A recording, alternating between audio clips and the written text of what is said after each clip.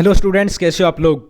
तो स्टूडेंट्स फिर से मैं आप लोगों के लिए नया एक टॉपिक लेके आया हूँ। तो आज का एक टॉपिक है बड़ा ही कॉमन और हर एक बंदे को ये पता होना चाहिए, ठीक है। जो भी इस अपने जो फील्ड में आता है सबसे जो इंपॉर्टेंट एक्सरे होगा वो होगा चेस्ट एक्सरे का।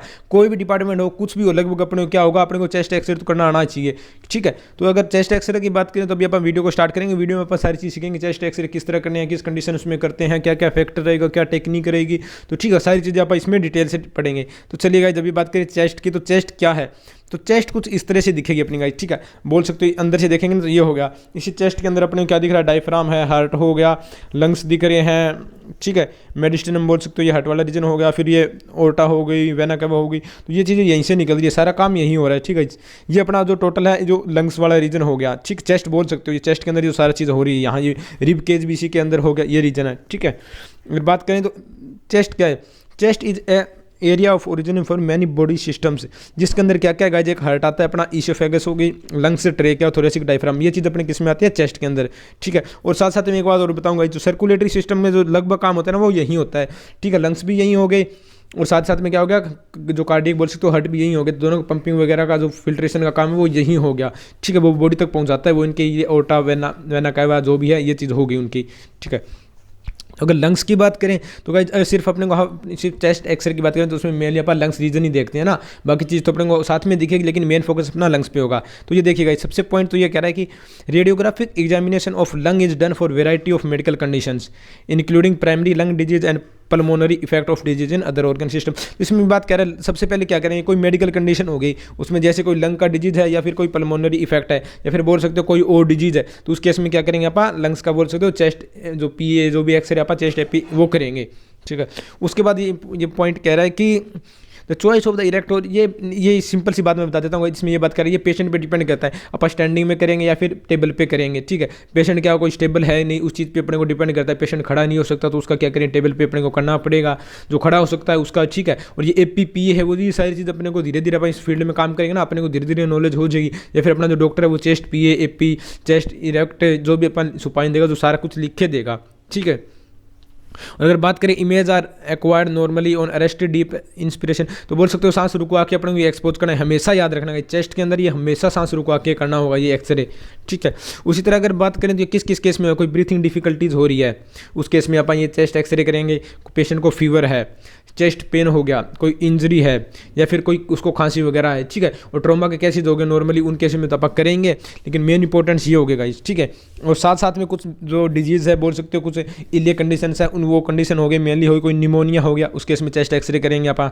हार्ट फेलियर हो गया, फिर कार्डियोमिगैली हो गई, ठीक है, जैसे हार्ट प्रॉब्लम में आएगा, कोई एम्फीसीमा हो गया, लंग कैंसर या फिर कोई फ्लूइड वगैरह हो गया, न्यूमोथोरैक्स बोल सकते हो, प्लूरल इफ्यूजन एयर और फ्लूइड होगी चेस्ट के अंदर लंग्स में, या फिर कोई अपन मेडिकल डिवाइस जैसे बोल सकते हो पेसमेकर वगैरह इंप्लांट किया है, पेशेंट कोई लाइन वगैरह डाली है अपन ने, तो उस चीज़ को देखने के लिए अपन क्या करेंगे, चेस्ट एक्सरे करेंगे, ठीक है। ये तो जो कुछ इंपॉर्टेंट पॉइंट्स थे ये चेस्ट एक्सरे के थे, तो ठीक है। चेस्ट अगर लंग्स की बात करें तो ये वाला रीजन हो गया गाइस, सिर्फ अपने को लंग्स ये दिख रहा है, ये देखिए ट्रैकिया के बाद ये रहा ट्रैकिया से ये दिख रही है ना, लेफ्ट राइट लंग दोनों, तो ये अपना लंग का रीजन हो गया। इसी के अगर आप ये हाँ ये है भाई अपना इंपॉर्टेंट पॉइंट आता है कि अगर आपको जनरल अनाटमी आती है ना, तो आप क्या करेंगे, आपको रेडियोलॉजिकल अनाटमी आने में कोई दिक्कत नहीं होगी, ठीक है। रेडियोलॉजिकल अनाटमी की बात करें तो इसको अपन थोड़ा सा ध्यान से पढ़ देते हैं। तो सबसे पहले अपने को ट्रेकिया दिख रही है, जो पिछली इमेज में भी दिख रही थी। उसके बाद ये नीचे आ रहा है ओर्टिक नोब हो गया, फिर ये एसवीसी हो गया, पल्मोनरी आर्टरी हो गई, डिसेंडिंग ओर्टा दिख रही है, फिर ये अपने को लंग हो गया लेफ्ट राइट, फिर अपने को हो गया सीपी एंगल्स, ये देखिएगा सीपी एंगल्स हो गए ना, अंदर की तरफ वाले हो गए और ये बाहर वाले हो गए, तो ये दोनों सीपी एंगल्स दिख रहे हैं अपने को। साथ साथ में अपने को हीलियम दिख रही है, राइट हीलियम राइट पल्मोनरी, और उसी तरह left helium left pulmonary artery, ये जो आर्टरीज वगैरह ये सारी चीज़ दिख रही है। तो ये क्लेविकल वाला रीजन हो गया। तो ये जो इंपॉर्टेंट पॉइंट होगा आप इसका भी स्क्रीनशॉट ले सकते हो, और आपको फ्री टाइम मिले तो इस चीज़ को आप इंटरप्ट कर लेना, ठीक है, आपके माइंड में रह जाएगी। क्योंकि चेस्ट एक्सरे तो लगभग आप कौन सी डिपार्टमेंट में जाएंगे सबसे पहले अपने को चेस्ट एक्सरे करना ही सीखेंगे वहाँ, ठीक है। अगर आप पोजीशनिंग की बात करें, अभी ये जो मेन टॉपिक आता है अपना, तो अगर पोजीशनिंग सबसे पहले ये होगी, तो पेशेंट पीए की बात करें आप, यहाँ लंग्स की बोल सकते हो चेस्ट पीए की बात हो रही है, ठीक है। तो पीए में क्या पोजीशनिंग होगी, the patient is position facing the cassette with in the chin extended in centre to the mid line top of the cassette. तो इसमें याद बात करें कि पेशेंट को क्या करना है, पीए की बात करेंगे तो पोस्टीरियर टू एंटीरियर हो गया ना।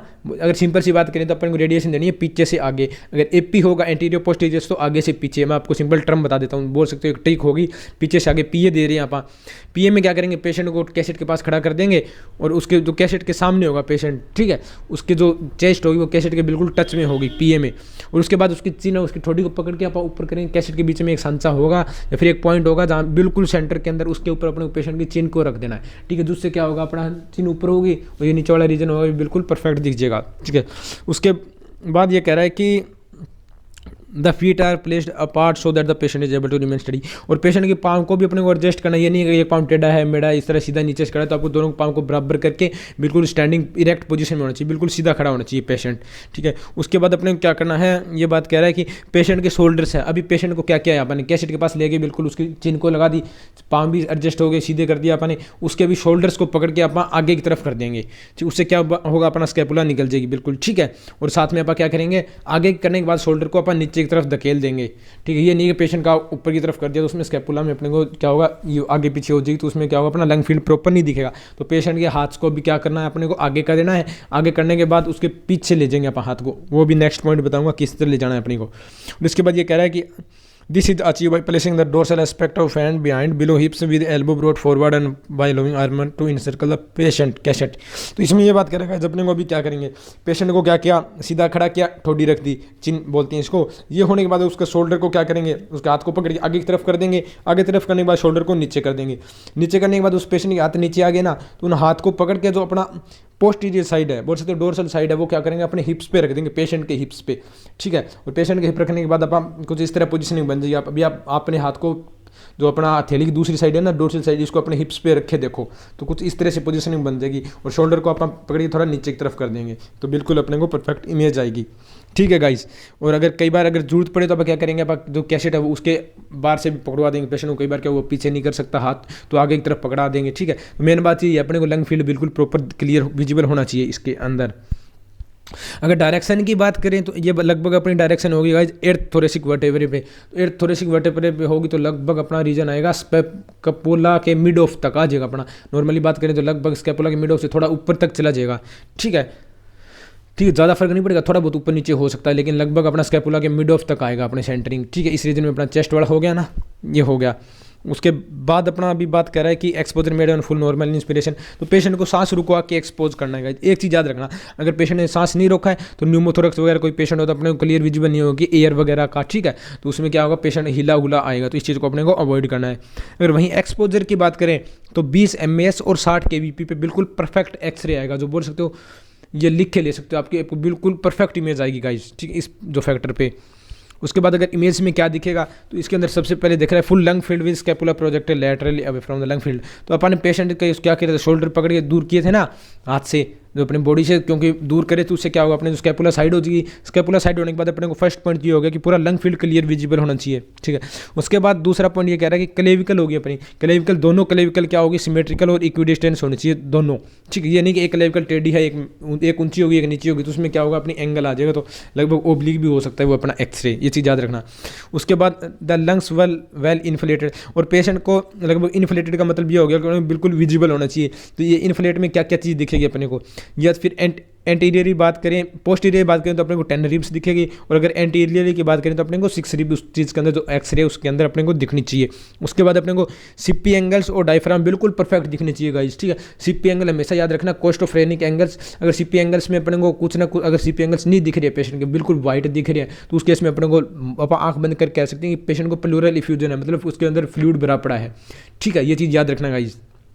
अगर एयर होगी तो आपको ब्लैक जो भी है एयर में आपको बिल्कुल परफेक्ट इमेज देख लेगी। अपन ये सारी चीज़ें किस तरह अपने को एक्सरे रीड करना है ये वहाँ पढ़ेंगे, ठीक है।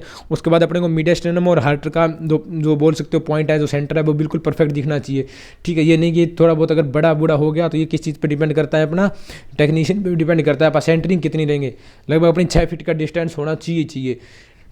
पेशेंट से ट्यूब का डिस्टेंस बता रहा हूँ 6 फीट पीए में। अगर 6 फीट लेंगे तो अपने को जो बिल्कुल अपना कार्डियक शैडो या फिर वो तो कार्डियक इमेज है बिल्कुल परफेक्ट दिखेगी। याद रखना 6 फीट का अपने को डिस्टेंस रखना है, ठीक है। उसके बाद एक्सपीरेशन, कई बार क्या होगा कि रेडियोग्राफ में भी एक्सपीरेशन टेक्निक, तो इसके अंदर क्या होगा, अपन एक्सरे करेंगे, पेशेंट को सांस वगैरह रुकवाते हैं, ठीक है। सांस रुकवाते हैं तो कई बार पेशेंट रोक नहीं सकता, तो उस केस में क्या होगा, अपने न्यूमो वगैरह का थोड़ा सा अपने को डाउट होगा, अपने को कंफर्म नहीं होगा, तो इस केस में क्या करेंगे, 3-4 बार पेशेंट को अपन रिहर्सल करवा देंगे, ठीक है। ये पॉइंट आगे दे रखा है, इसको अपन थोड़ा सा पढ़ लेंगे।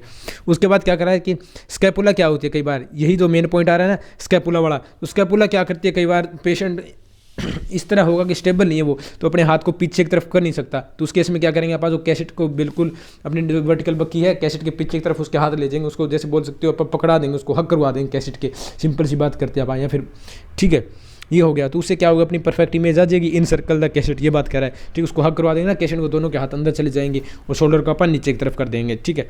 और इसके साथ साथ अब बात कर रहे हैं कि न्यूमो वाला मैंने एक बात बताई थी, कई बार पेशेंट सांस नहीं रोकता है, तो सांस नहीं रोकता है तो आपको 3-4 बार उसको क्या कराना है, सांस लंबा लेके सांस रुकवा लेना है, ठीक है। सांस रुकवा के फिर एक सांस लंबा लोगे पेशेंट का, फिर छोड़ देना है। इस तरह 1-2 बार आप प्रैक्टिस कर दो तो पेशेंट को प्रैक्टिस हो जाएगी, हाँ कि कुछ इस तरह करना है। वहीं अगर गाइज आप एक बार सांस उसका लेके लंबा सांस लिवा के उसको छोड़ दोगे और दोबारा एक्सपोज करोगे ना वही चीज़ का, ठीक है। यानी फर्स्ट टाइम आप एक्सरे करें तो फर्स्ट एक्सपोज जो इंस्पिरेशन पे नहीं, आपको सेकंड इंस्पिरेशन पे एक्सरे करोगे तो बिल्कुल परफेक्ट इमेज आएगी गाइज, ठीक है। ये एक चीज़ याद रखना, हमेशा मैं आप लोगों के पॉइंट बता दिया चेस्ट के लिए, ठीक है। वहीं अगर पोजीशनिंग की बात करें तो ये देखिए गाइस, कुछ इस तरह से पोजीशनिंग बनेगी, पेशेंट की कैसेट यहाँ लगा दी, लगभग स्कैपुला के मिड ऑफ तक आ जाएगी ना, डाउन की तरफ आ गई, नीचे की तरफ, तो यहाँ लगभग ये 8th हो गया ना, थोड़े से 8 हो गया, बोल सकते हो 8th वर्टेब्रे हो गया थोड़े से का, तो यहाँ सेंटरिंग हो जाएगी, तो कुछ इस तरह से अपने को इमेज दिखेगी। और पेशेंट के हाथ को और शोल्डर को कुछ इस तरह अपने को कर देना है, डोर्सल साइड यहाँ बिल्कुल परफेक्ट आ गई ना, और ये शोल्डर्स को अपने नीचे की तरफ कर देना है, और ये स्कैपुला होगी, इन दोनों को पकड़ के बोल सकते हो आप हाथ को पकड़ के अंदर की तरफ कर देंगे, ठीक है। इस तरफ अंदर की तरफ कर देंगे तो क्या होगा, पेशेंट का बिल्कुल अपने को लंग फील्ड परफेक्ट दिख जाएगा। जैसे अपन इसको एक्सपोज करेंगे तो ये चीज़ दिखेगी गाइस, यहाँ अपने को स्कैपुला नहीं दिख रही ना, तो कई बार क्या होगा, आप एक्सरे देखोगे तो इस रीजन में अपने को स्कैपुला दिख जाएगी, तो वो चीज़ अपने को क्या करनी है, अवॉइड करनी है, ठीक है।